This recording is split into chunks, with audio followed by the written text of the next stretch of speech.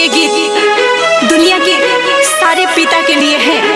इस बेटी के तरफ से आप लोग इस बेटी को अपना प्यार और आशीर्वाद दीजिए। आई मिस यू पापा, आई लव यू पापा।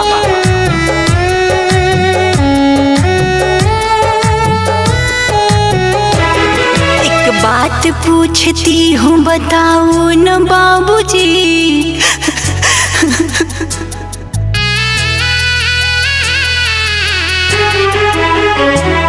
एक बात पूछती हूँ बताओ न बाबूजी, छुपाओ न बाबूजी, क्या याद मेरी आती नहीं।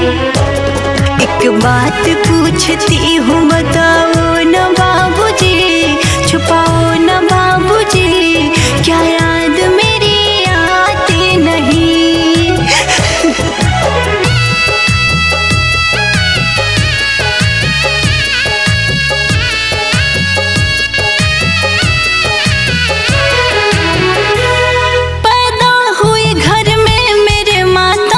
छाया था पापा तेरे खुश थे, मुझे माँ ने बताया था।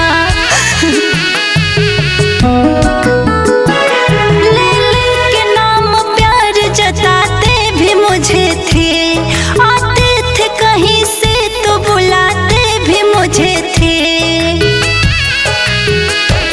मैं हूँ नहीं तो किसको बुलाते हो बाबूजी,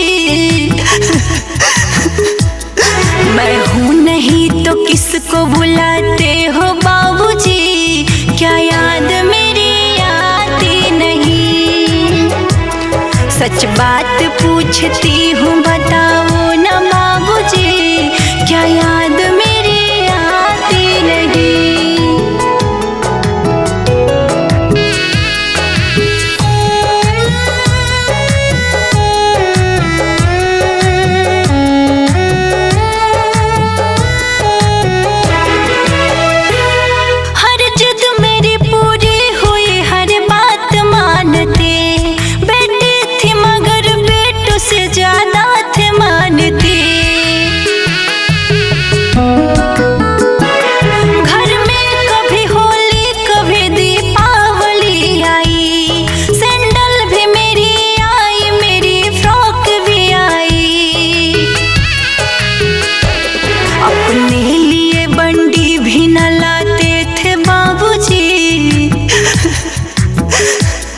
अपने लिए बंडी भी न लाते थे बाबूजी, क्या याद मेरी आती नहीं।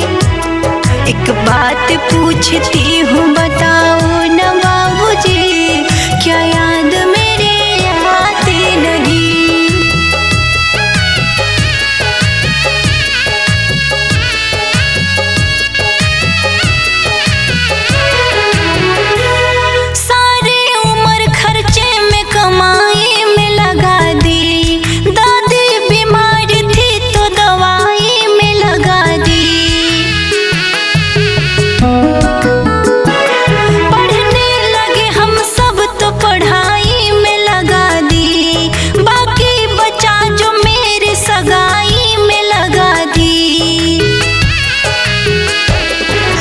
किसके लिए इतना कमाते हो बाबूजी,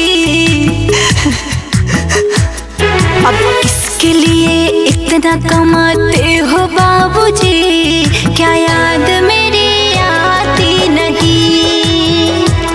सच बात पूछती हूँ बताओ न बाबूजी, क्या याद मेरी आती नहीं।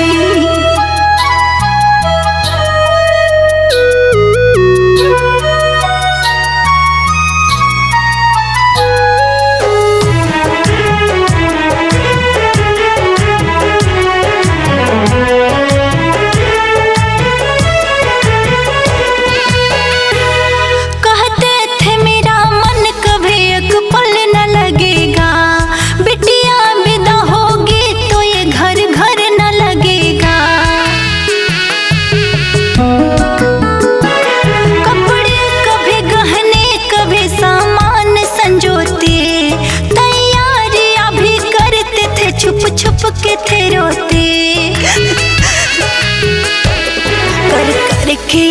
अब तो न रोते हो बाबूजी, भूलो न कर कर के याद अब तो न रोते हो बाबूजी, क्या याद मेरी आती नहीं।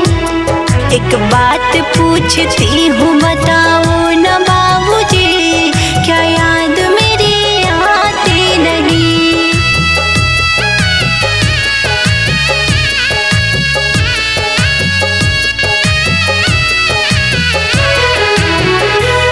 कैसी परंपरा है, कैसा विधान है, पापा बताना कौन सा मेरा जहान है। आधा यहाँ आधा वहाँ जीवन है अधूरा, नैहर भी मेरा पूरा न ससुराल है पूरा।